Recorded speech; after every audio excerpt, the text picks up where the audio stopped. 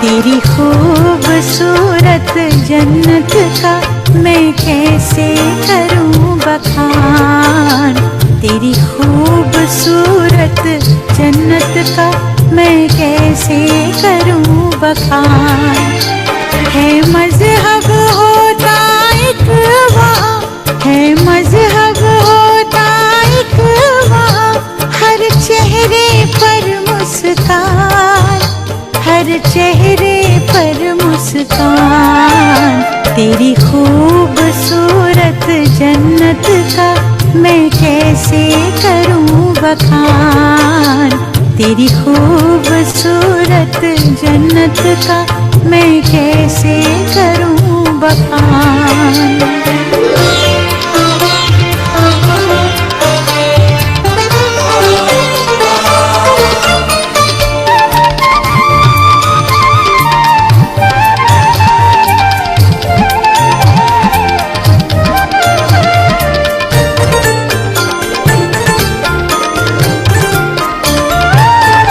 रत्नों से जड़ी होती है वहाँ सबकी पहरवाइश, हाँ सबकी पहरवाइश। सब होते हैं दौलतमंद वहाँ, होती नहीं कोई ख्वाहिश, हाँ होती नहीं कोई ख्वाहिश।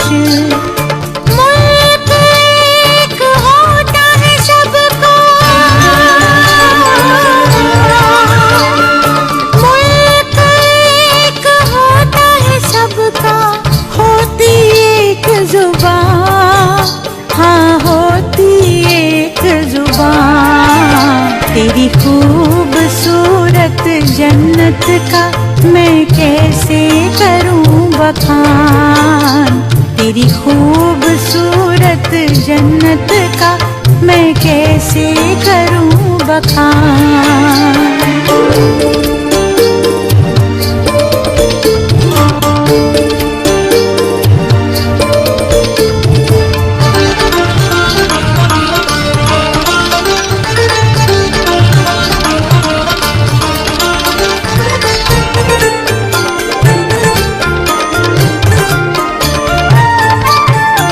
शहजादे शहजादियों की वो तो कायनात है, हाँ वो तो कायनात है। उम्र होती ज्यादा, खुशियों से भरे दिन रात है, खुशियों से भरे दिन रात है। दिल पसंद है बड़ा वो, दिल पसंद है बड़ा वो तेरा परिस्तान, वो तेरा परिस्तान। तेरी खूबसूरत जन्नत का मैं कैसे करूं बखान, तेरी खूबसूरत जन्नत का मैं कैसे करूं बखान।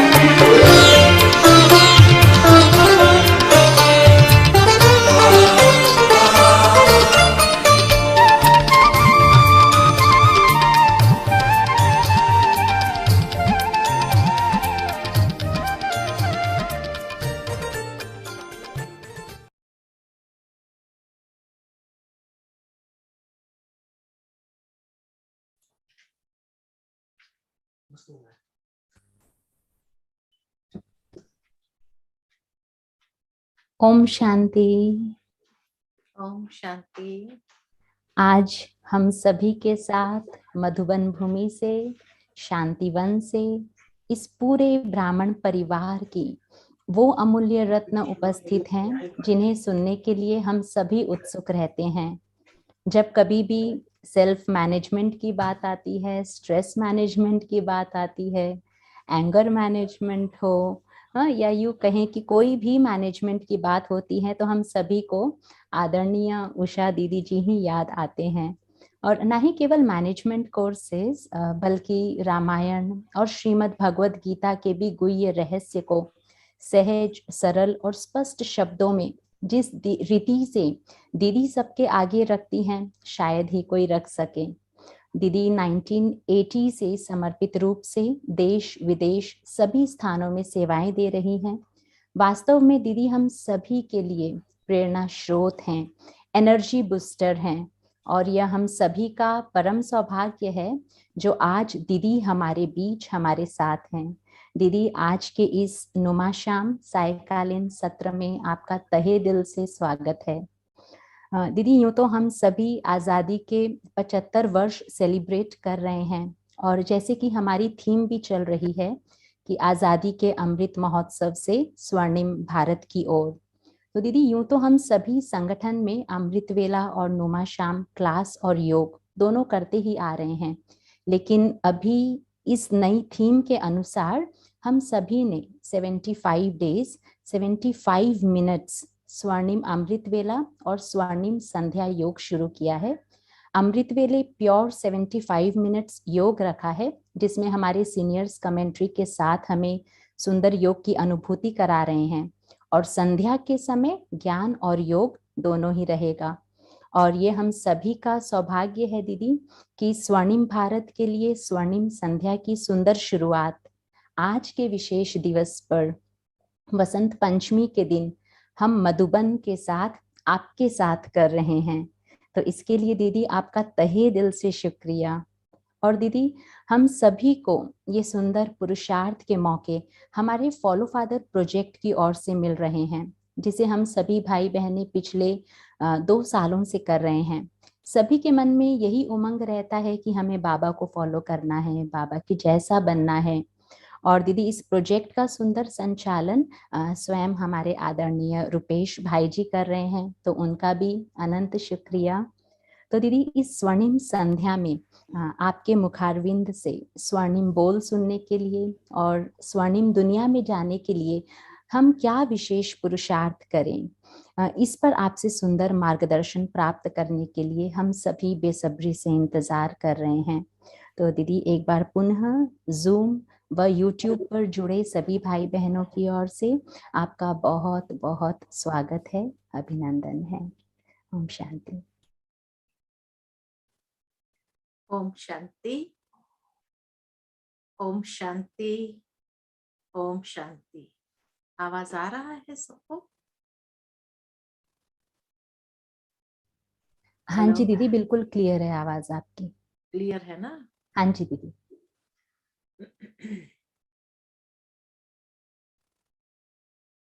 आज सभी को बसंत पंचमी की बहुत बहुत मुबारक हो, बधाइयाँ हो, बधाइयाँ हो।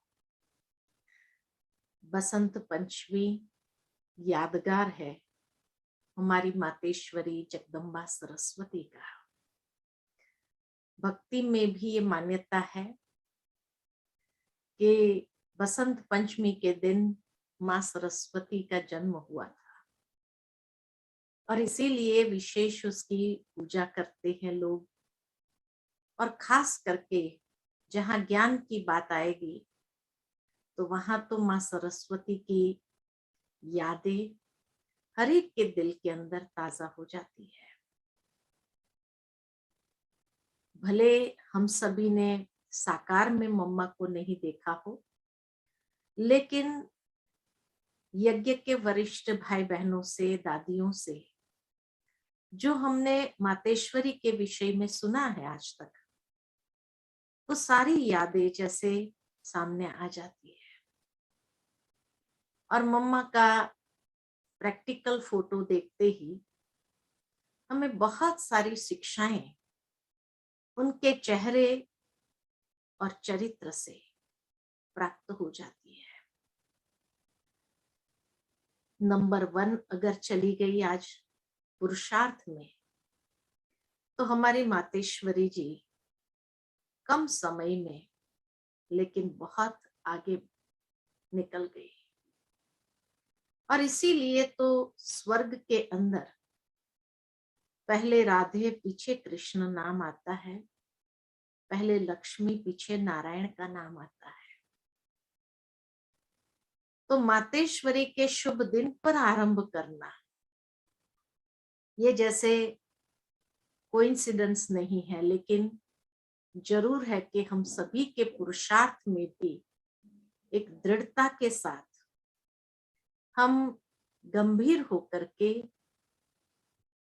परिपक्व अवस्था से अपने उस स्थिति को और मजबूत करने के लिए प्रेरित हो जाते हैं। बाबा भी हम बच्चों को अनेक प्रकार की शिक्षाओं से सजाते हैं, लेकिन मम्मा साकार में उन शिक्षाओं का प्रैक्टिकल स्वरूप रही। बाबा ने कहा और मम्मा ने किया।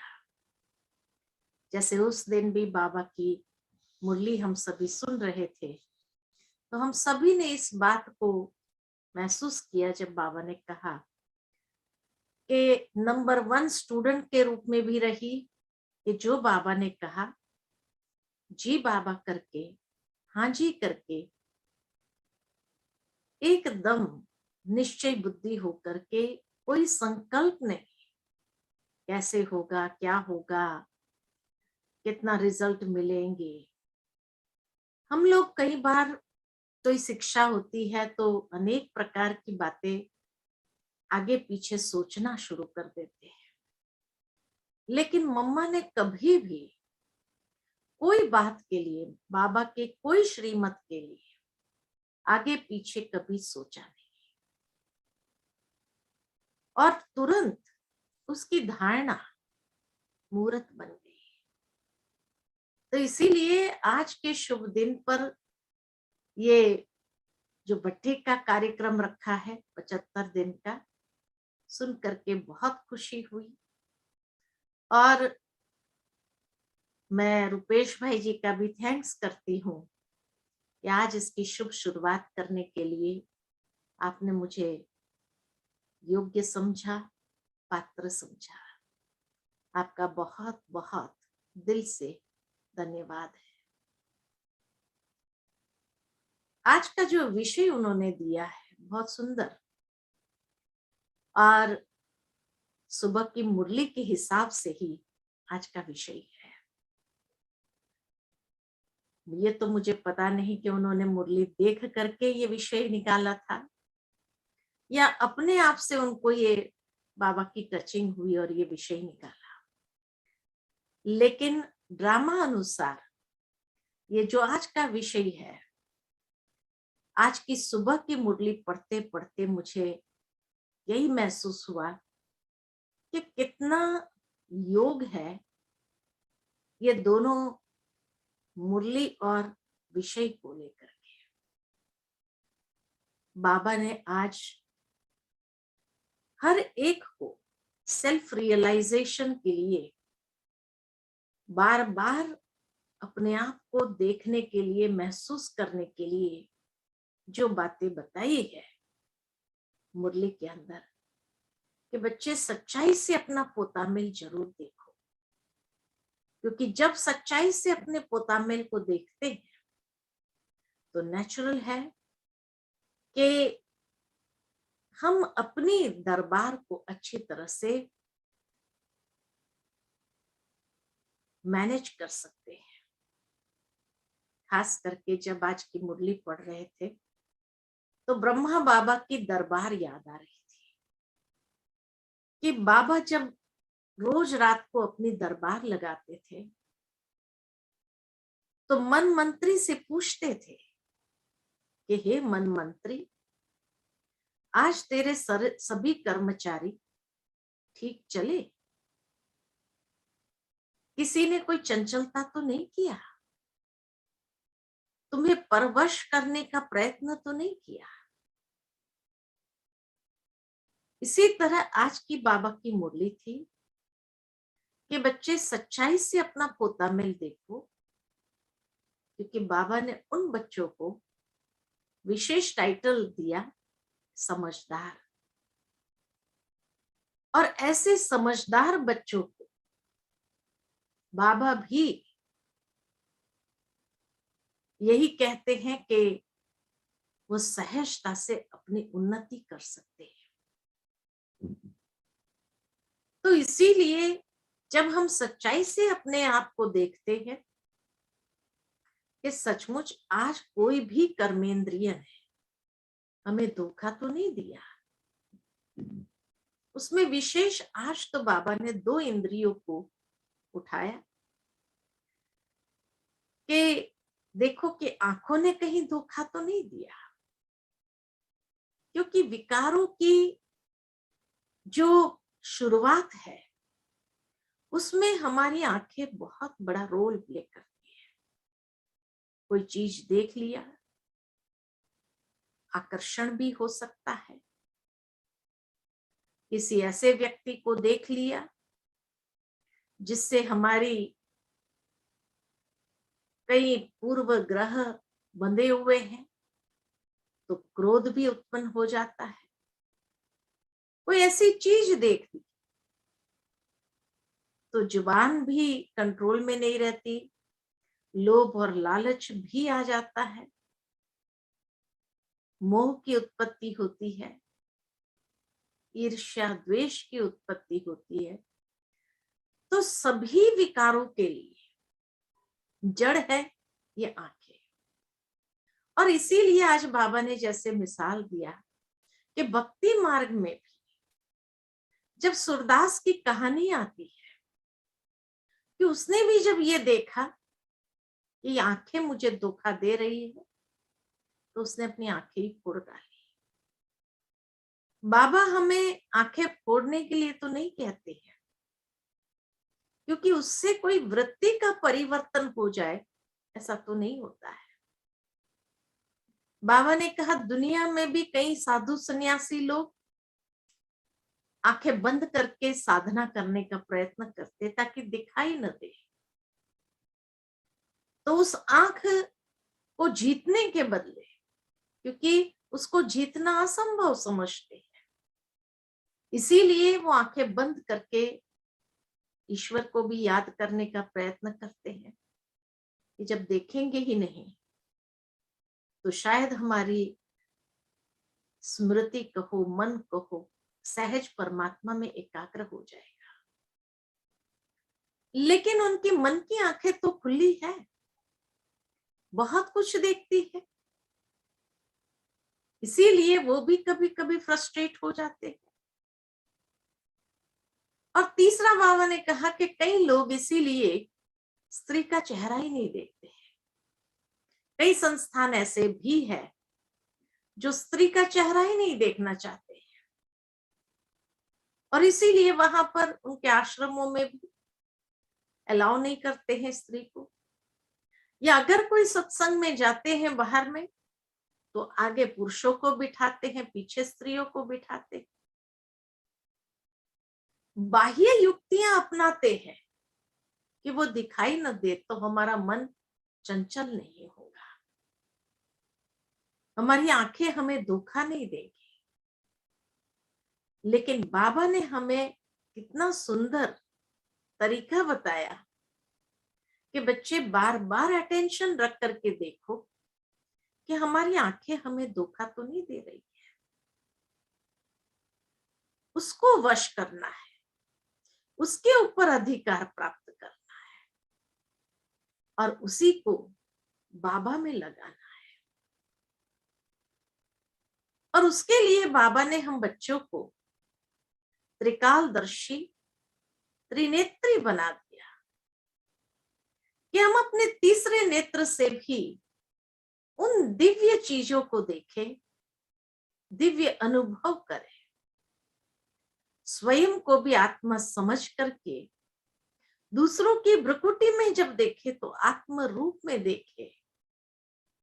जब ऐसा हमारा अभ्यास दिन प्रतिदिन पक्का होता जाता है, और खास करके बाबा जब ड्रिल कराते थे 2007 के बाद, तो अक्सर ये कहते थे हर मुरली के एंड में जब ड्रिल होती थी तो यही कहती 1 सेकंड में अशरीरी हो जाओ।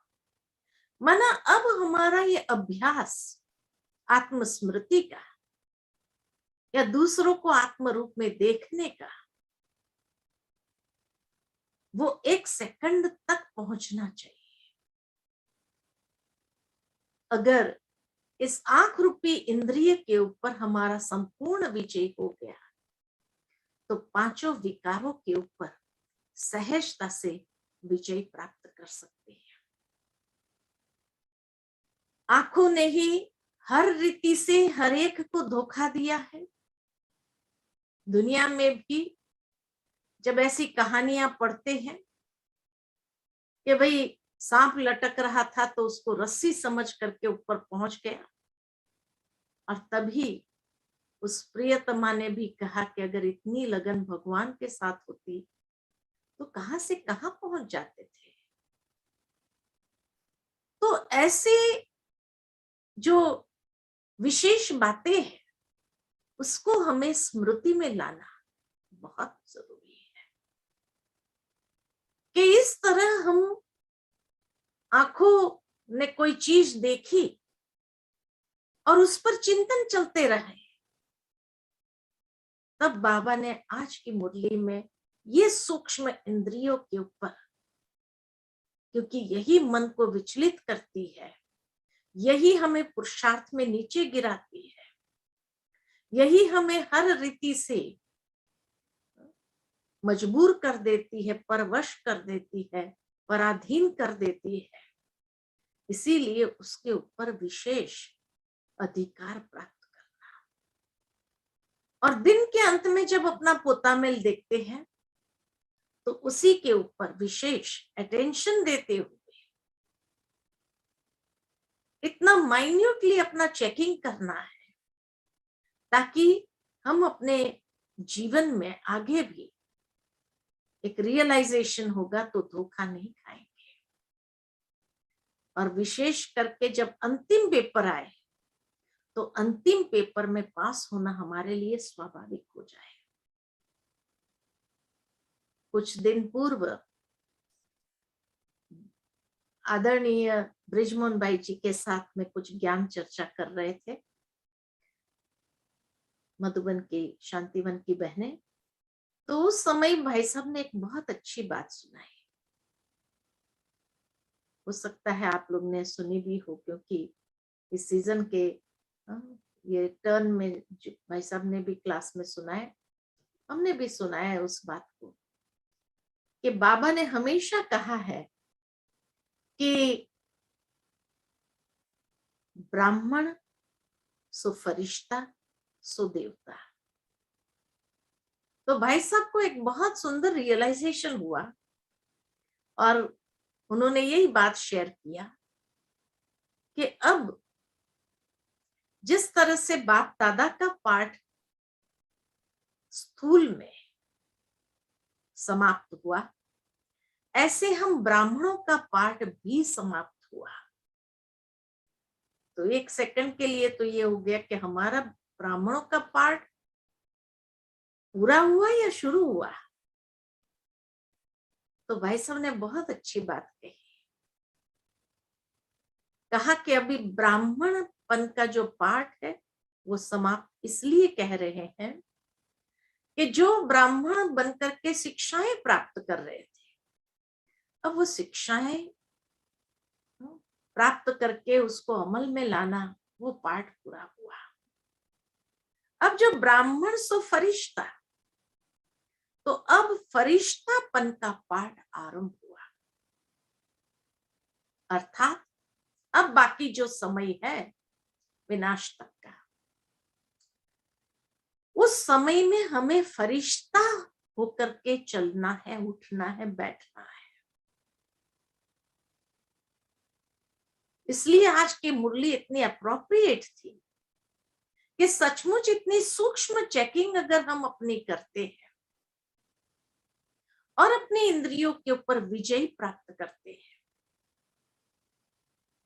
तो सहजता से हम फरिश्ता स्थिति का अनुभव कर सकते हैं। क्योंकि इतनी डीप चेकिंग होगी रियलाइजेशन के साथ, तो फिर धीरे धीरे हम फरिश्ता बन जाएंगे, जहां न अपनी स्थूल देह है,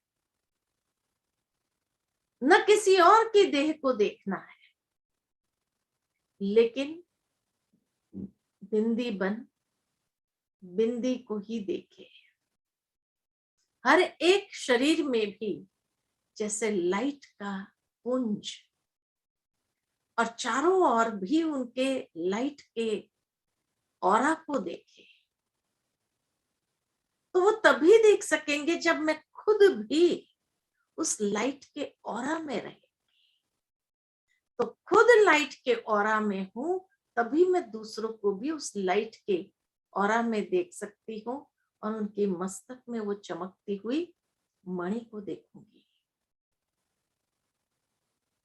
और तब हम हर बात को सहजता से बिंदी लगा सकेंगे, और बिंदी लगा दी तो लाइट हो गए।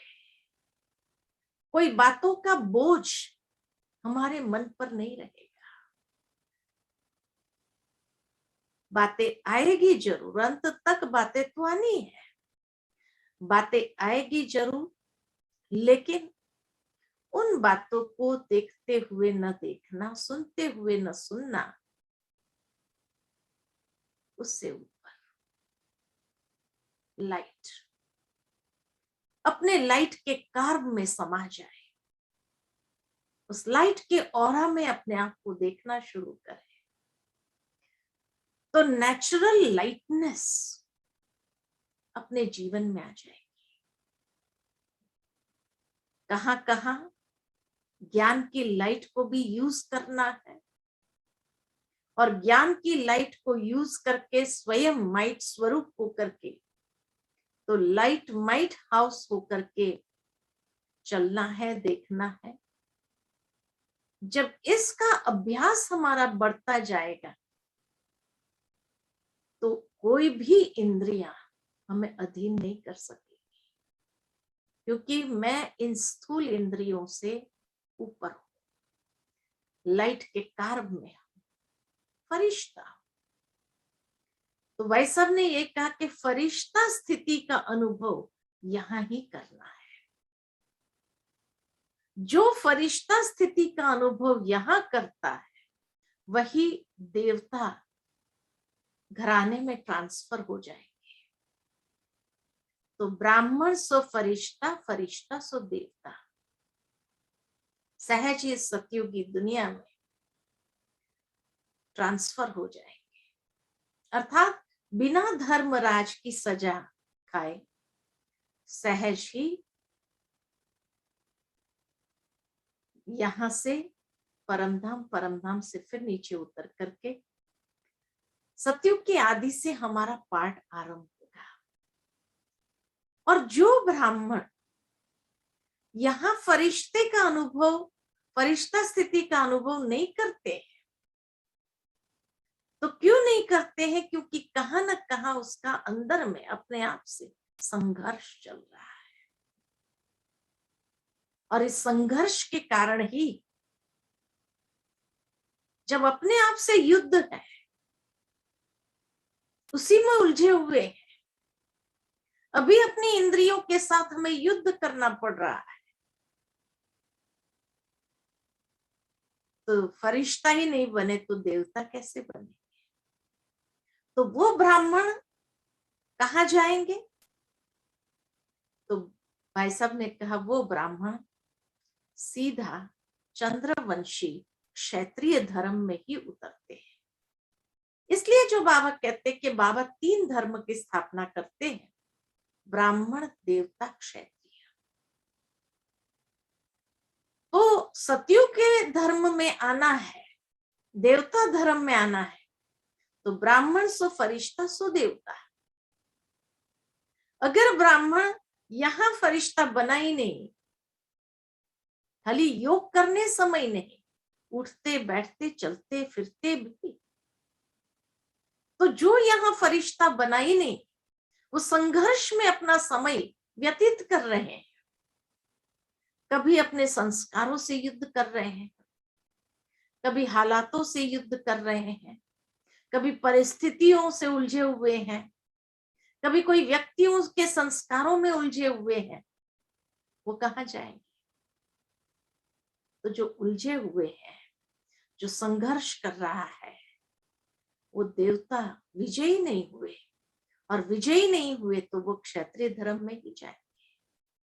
अर्थात 1250 साल के बाद नीचे उतरेंगे। उसके आगे 2 करोड़ लोग उतर चुके होंगे, उसके बाद उनका नंबर लगेगा।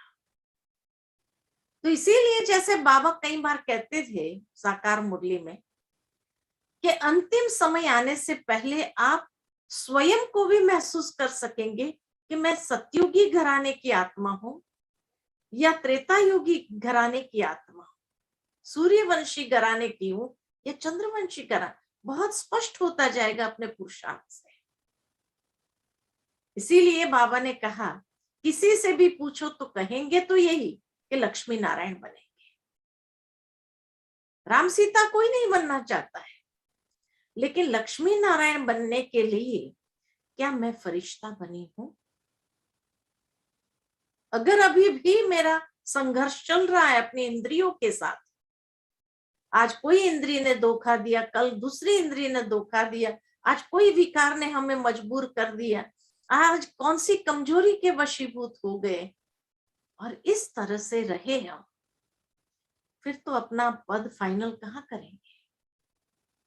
फिर तो अपना पद फाइनल करेंगे त्रेता युग में ही।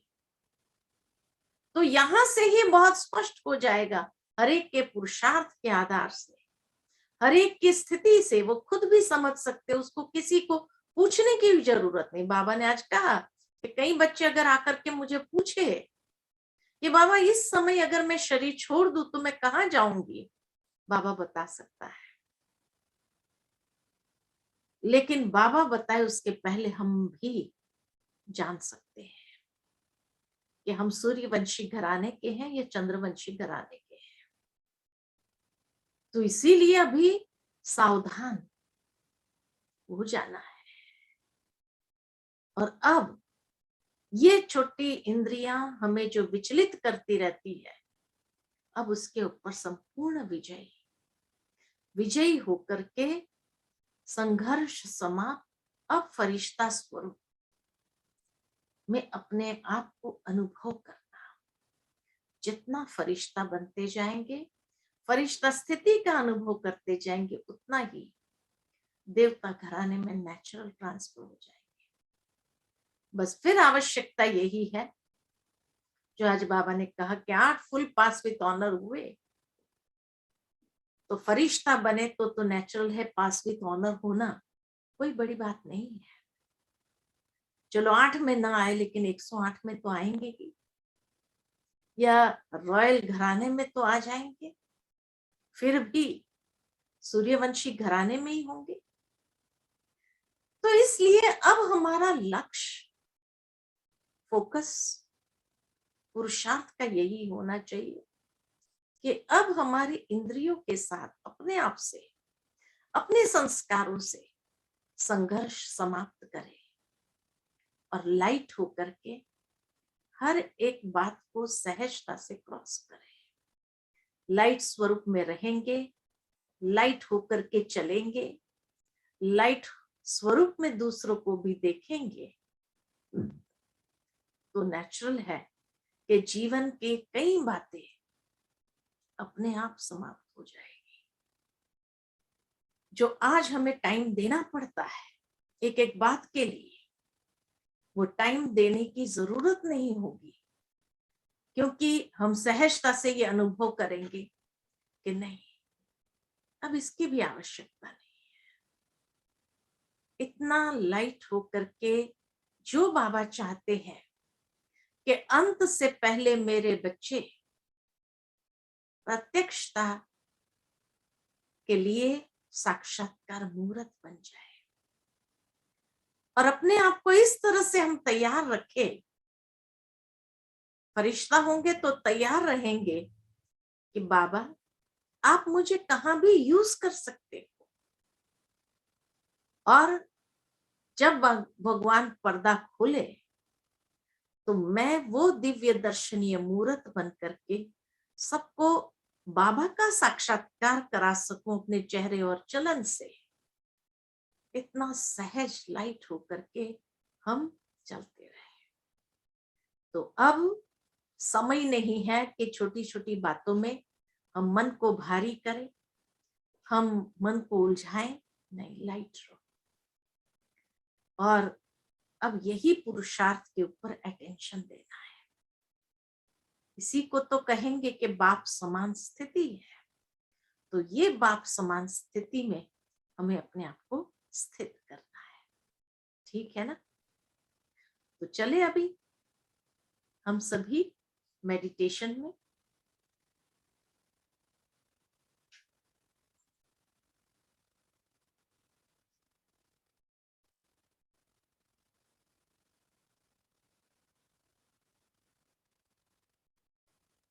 ओम शांति।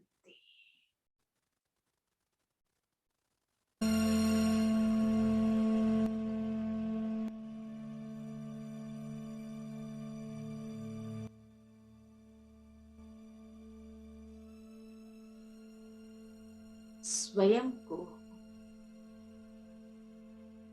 भ्रुकुटी की मध्य में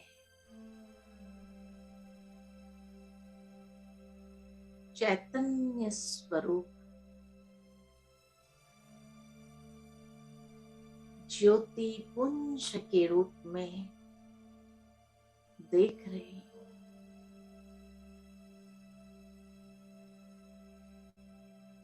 मैं आत्मा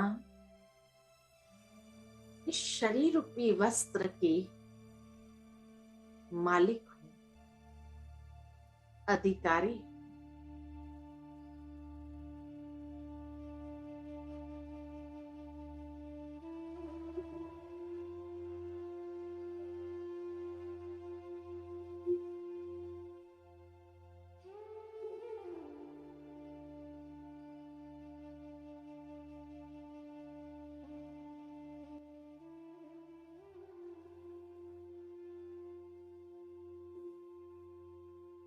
शरीर की कर्मेंद्रियां शांत और शीतल होती जा रही है।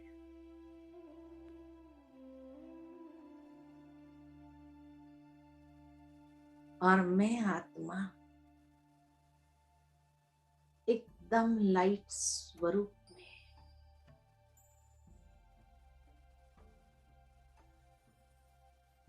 मेरे चारों ओर भी लाइट का दिव्य प्रभा मंडल फैला हुआ है।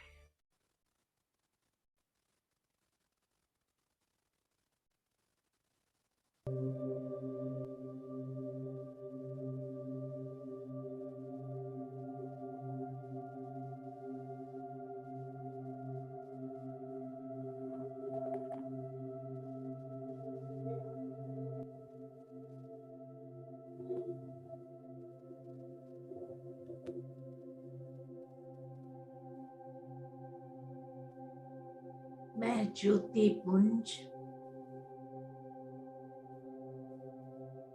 लाइट के कार्ब में स्वयं को देख रही हूँ। मेरे चारों ओर दिव्य प्रकाश का प्रभा मंडल है।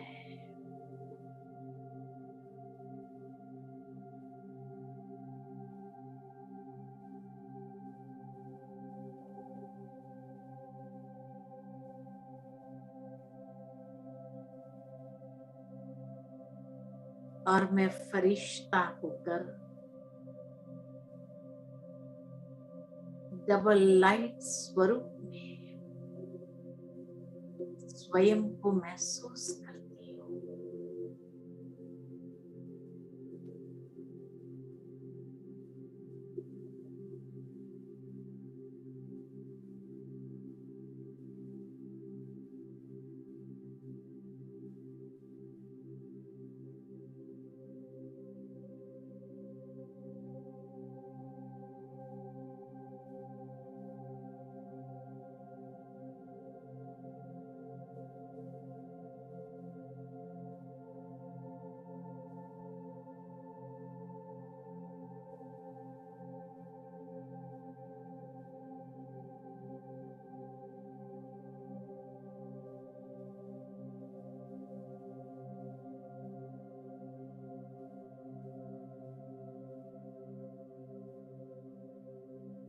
मन पंछी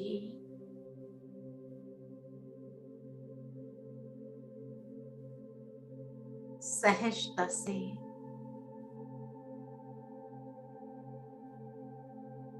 आकर्षित हो रहा है।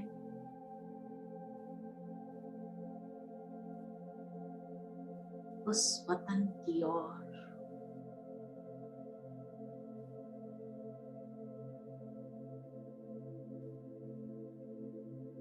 और एक ऐसी उड़ान भरते हैं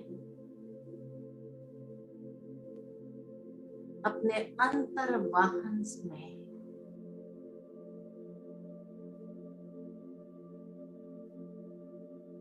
पहुंचते हैं सूक्ष्म लोक में।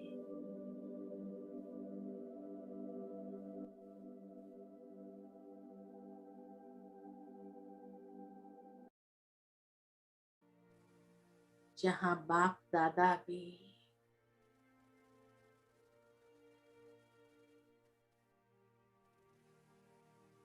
फरिश्ते रूप में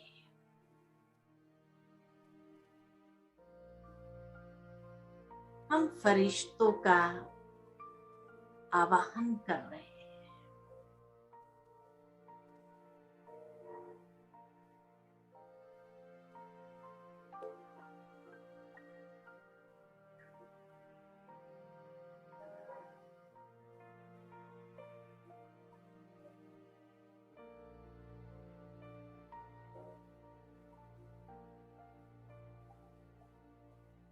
बाबा का ये दिव्य आकर्षण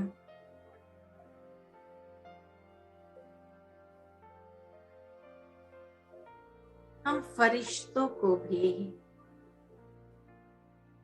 कशिश कर रहा है।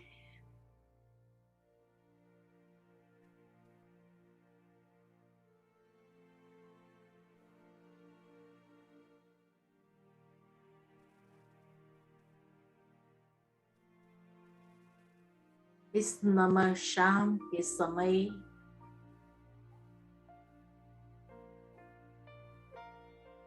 बाबा का वरदानी हाथ अपने मस्तक पर अनुभव करती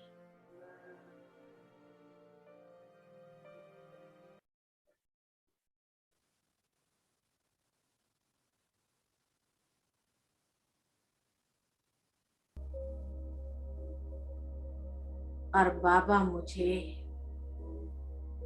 विजयी भव का वरदान दे रहे हैं।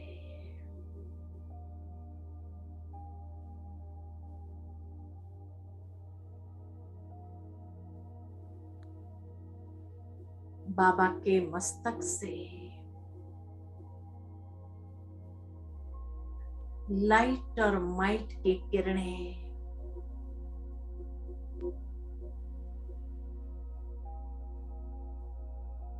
मुझ में समाती जा रही है।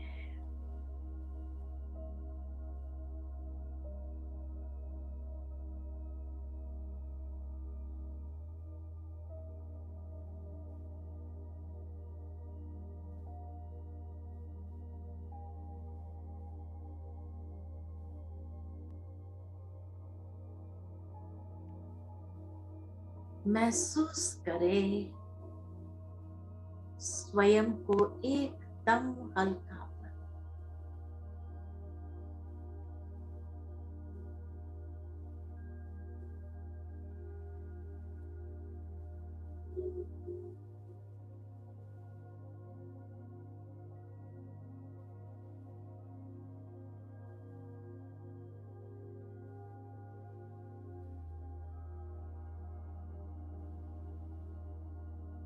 और इस नमः शाम के समय बाप दादा के संग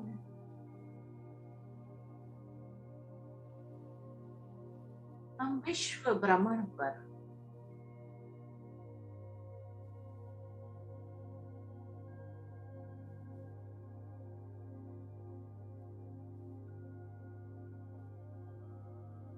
पृथ्वी के इस गोले पर अनेक आत्माएं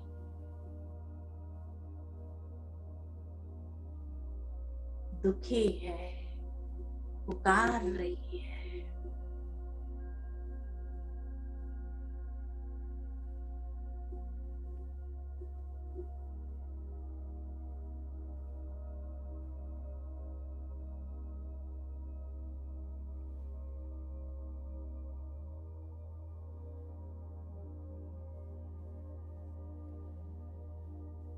बाबा के संग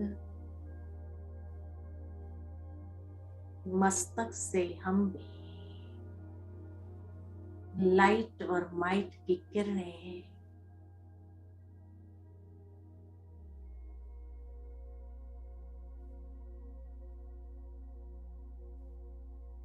पृथ्वी के गोले पर फैला रहे हैं।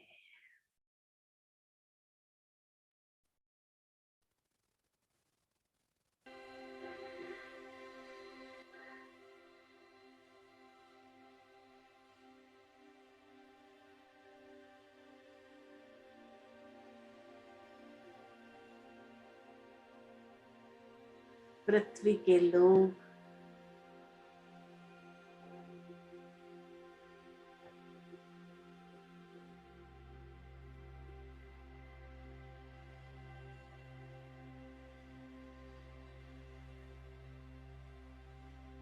दुख और शांति में त्राहिमाम पुकार रही है।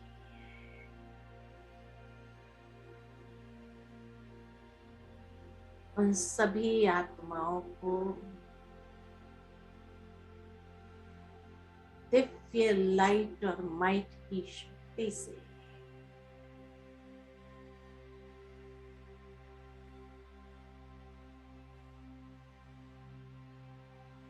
तृप्त करती जा रही, संतुष्ट करती जा रही।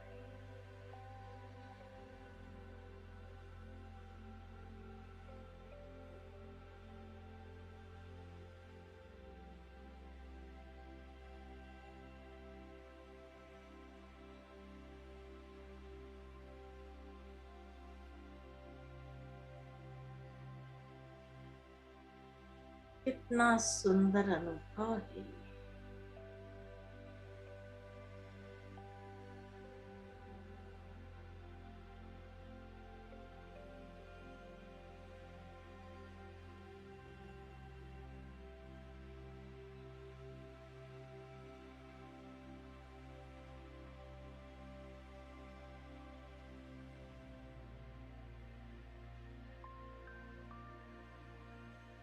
धीरे धीरे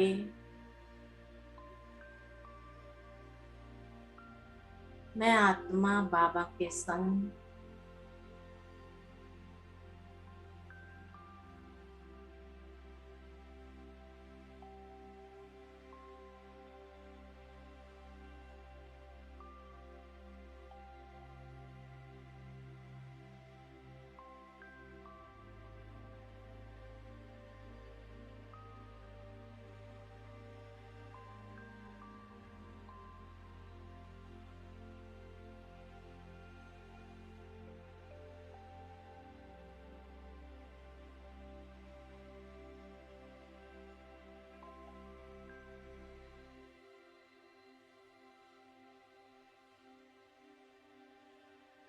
धीरे धीरे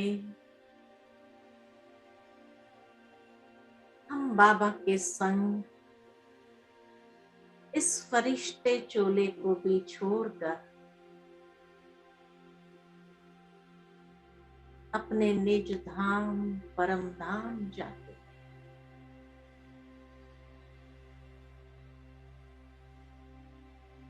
जहां मैं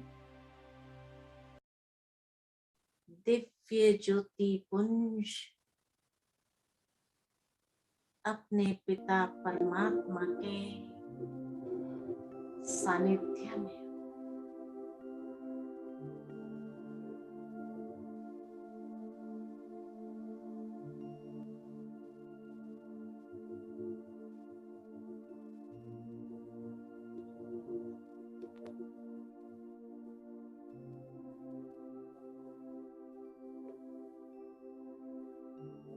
कितना सुंदर निराकारी स्थिति में बाबा के साथ अपने अनादि स्वरूप में स्थित हो।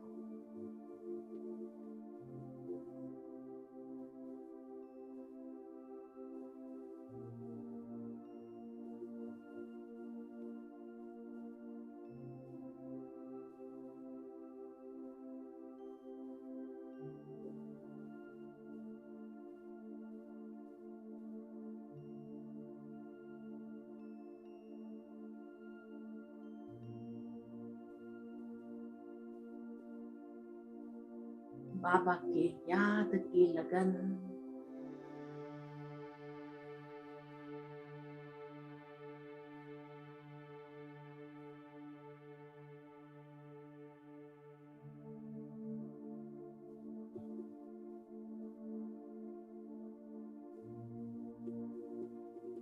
एकदम तीव्र होती जा रही है।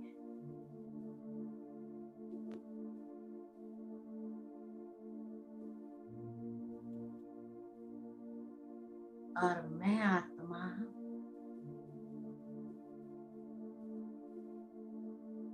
उस प्रीत की लगन की अगन को प्रज्वलित करती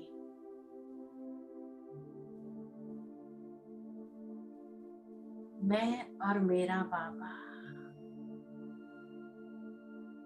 दूसरा न कोई।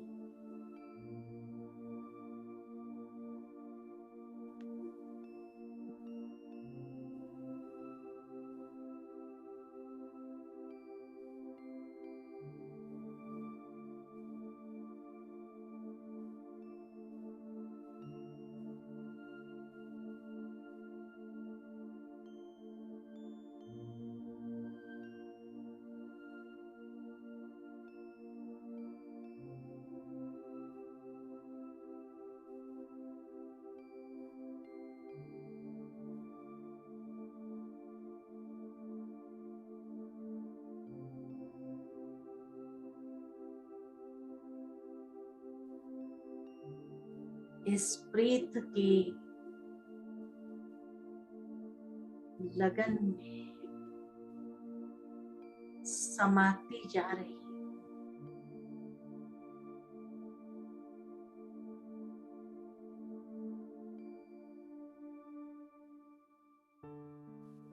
और बाबा के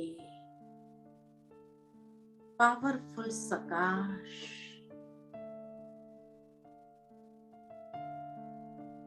मुझ आत्मा को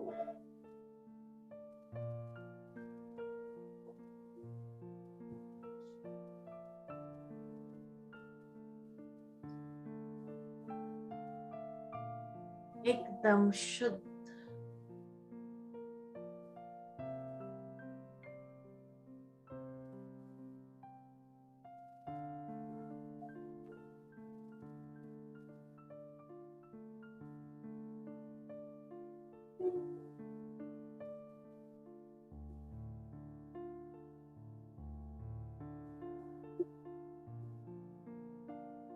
और मैं एक शुद्ध मणि की तरह, बेदाग हीरे की तरह चमकने लगी।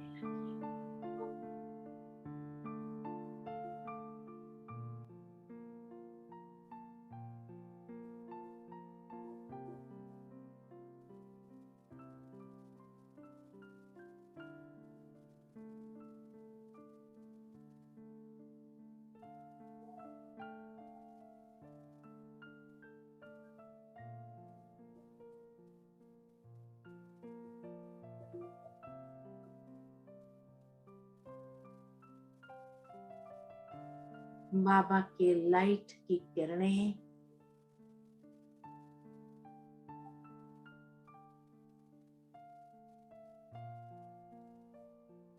मेरे सूक्ष्म दागों को भी मिटाती जा रही।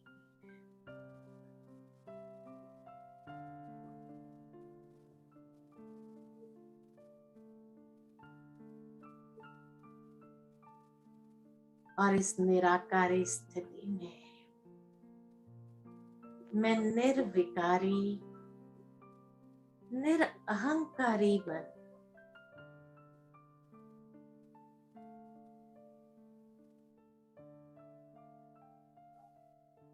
प्रकाशमान होती जा रही है।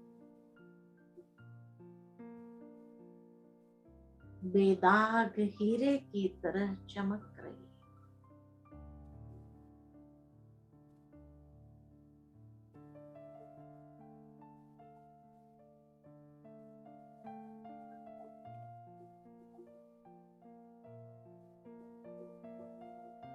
कितना सुंदर अनुभव है ये।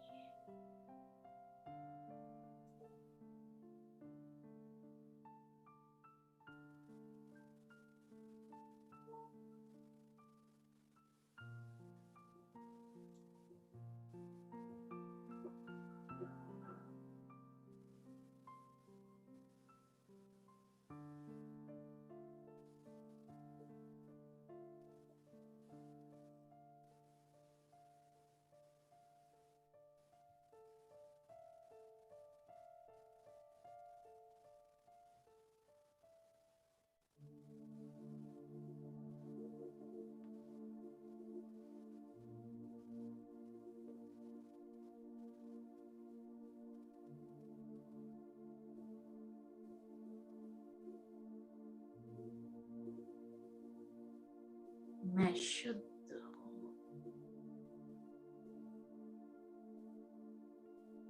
शक्तिशाली हूँ।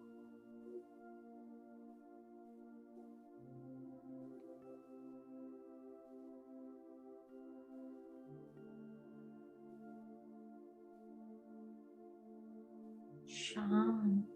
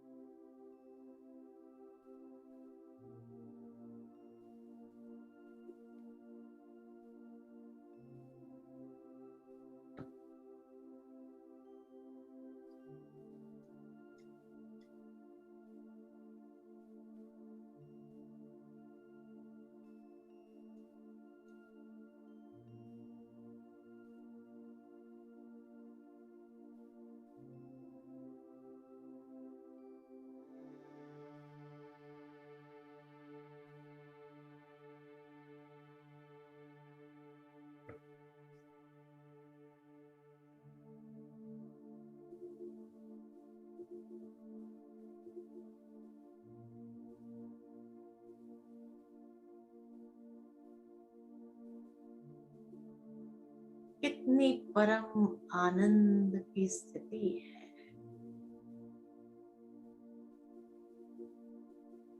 बाप समान स्थिति है।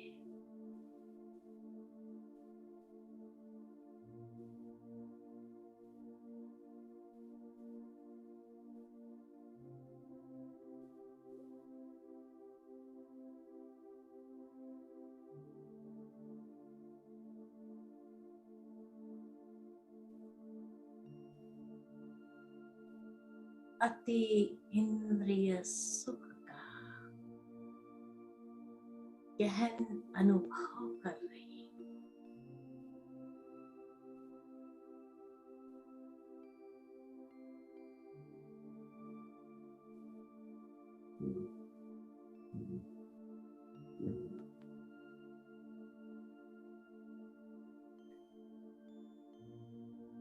आत्म संतुष्टि का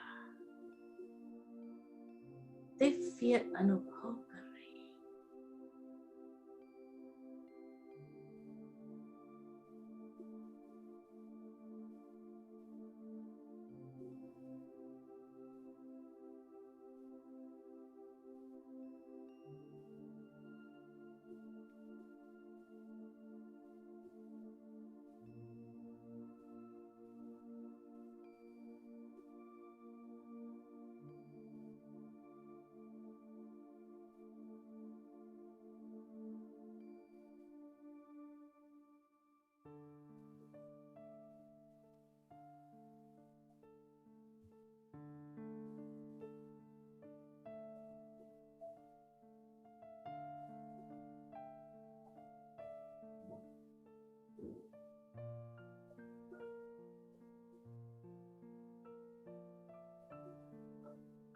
धीरे धीरे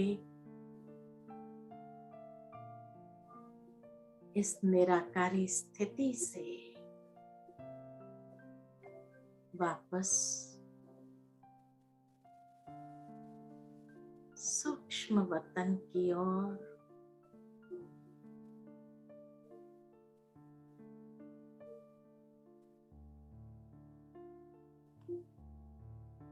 और अपने अंतर वाहन द्वारा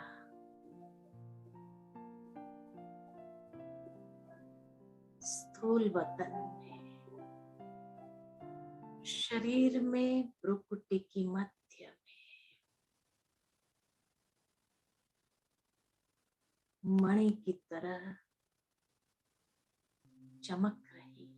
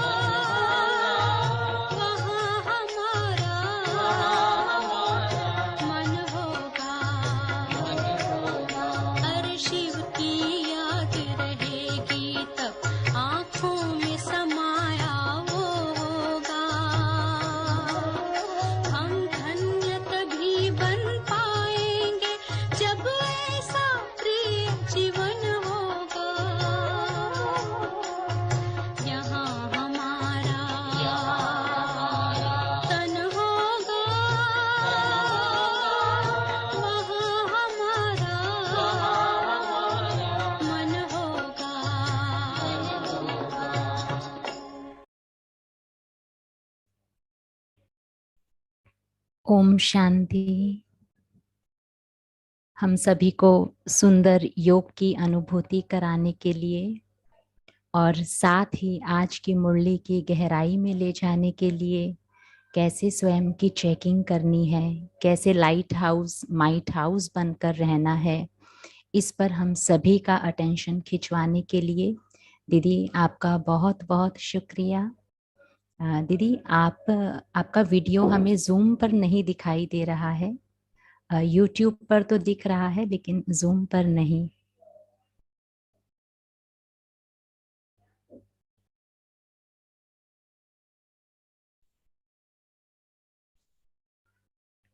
हेलो दीदी, आप सुन पा रहे हैं हमें?